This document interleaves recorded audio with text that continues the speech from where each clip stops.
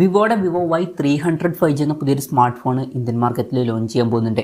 അപ്പം ഈ ഒരു ഫോണിൻ്റെ ഇന്ത്യയിലെ ലോഞ്ച് ഡേറ്റ് ഒഫീഷ്യലായിട്ട് കൺഫേം ആയിട്ടുണ്ട്. പിന്നെ ഫീച്ചേഴ്സിനെ പറ്റിയിട്ടുള്ള പല കാര്യങ്ങളും അറിയാൻ കഴിഞ്ഞിട്ടുണ്ട്. അതുപോലെ തന്നെ വിലയെ പറ്റിയിട്ടുള്ള ന്യൂസുകളും ഇപ്പം പുറത്ത് വന്നിട്ടുണ്ട്.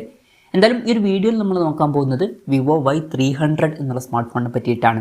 അപ്പം നമ്മൾ ആദ്യം ഫീച്ചേഴ്സും കാര്യങ്ങളൊക്കെ നോക്കുകയാണെന്നുണ്ടെങ്കിൽ ഡിസ്പ്ലേ കാര്യത്തിൽ വിവോ Y300 5Gയിൽ 6.6 ഇഞ്ചിൻ്റെ ഫുൾ HD+ ഡിസ്പ്ലേ ആയിരിക്കും വരിക. അമല ഡിസ്പ്ലേയും കാര്യങ്ങളൊക്കെ ഇതിൽ വരും. പിന്നെ പഞ്ചോൾ ഡിസൈൻ വരുന്നതായിരിക്കും. പഞ്ചോൾ വരിക ടോപ്പ് സെൻറ്റർ ഭാഗത്തായിട്ടായിരിക്കും. 120 Hz റിഫ്രഷ് റേറ്റും കാര്യങ്ങളൊക്കെ ഇതിൽ സപ്പോർട്ട് ചെയ്യുന്നതായിരിക്കും. ഇതിൽ ഫ്ലാറ്റ് ആയിട്ടുള്ള ഡിസ്പ്ലേയും കാര്യങ്ങളൊക്കെ വന്നേക്കാം. പിന്നെ പീക്ക് ബ്രൈറ്റ്നസ് വരിക 1800 nits ആയിരിക്കും. അപ്പം ഡിസ്പ്ലേ ഫീച്ചേഴ്സ് മൊത്തത്തിൽ നോക്കുമ്പോൾ അത്യാവശ്യം തിരക്കേടില്ലാത്ത നല്ല ഡിസ്പ്ലേ ഫീച്ചേഴ്സും കാര്യങ്ങളൊക്കെ ഈ ഫോണിൽ വന്നേക്കാം. ഈ ഒരു ഫോണിൻ്റെ വില 21,000-22,000 രൂപ പ്രൈസ് റേഞ്ചിലായിട്ടായിരിക്കും വരിക എന്നാണ് ഇപ്പോഴുള്ള റിപ്പോർട്ടിൽ പറയുന്നത്. ആ ഒരു പ്രൈസ് റേഞ്ചിനൊക്കെ പറ്റിയിട്ടുള്ള തിരക്കേടില്ലാത്തൊരു ഡിസ്പ്ലേ ഫീച്ചേഴ്സാണ് ഇത്. പിന്നെ in display finger print sensor ഇതിൽ വരുന്നതായിരിക്കും. ഫോണിൻ്റെ വെയിറ്റ് ഏകദേശം 188 ഗ്രാം വന്നേക്കാം. തിക്നെസ് 7.8 mm ആയിരിക്കും വരിക.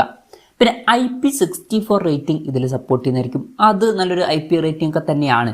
ഇനി പ്രോസസ്സറിൻ്റെ കാര്യത്തിലോട്ട് വരികയാണെന്നുണ്ടെങ്കിൽ സ്നാപ്ഡ്രാഗൺ 4 Gen 2 എന്ന പ്രോസസ്സറുമായിട്ടായിരിക്കും ഈ ഒരു സ്മാർട്ട് ഫോൺ വരിക.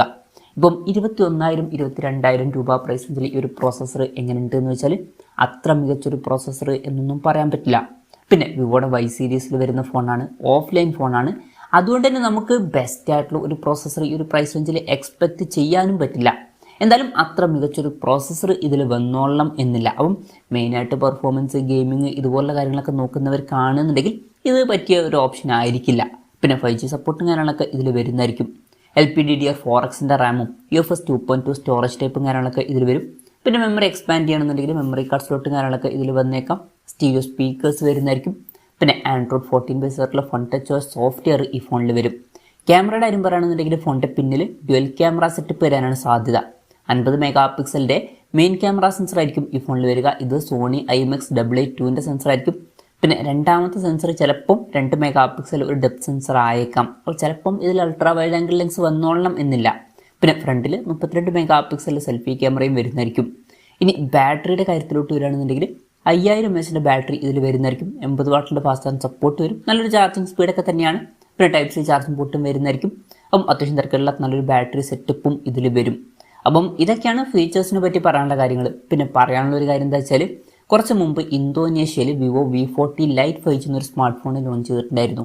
അപ്പം ഈ ഒരു ഫോണ് ആ ഫോണിൻ്റെ ഒരു റീബ്രാൻഡഡ് വെർഷൻ ആയിരിക്കുമെന്നാണ് റിപ്പോർട്ടുകൾ പറയുന്നത്.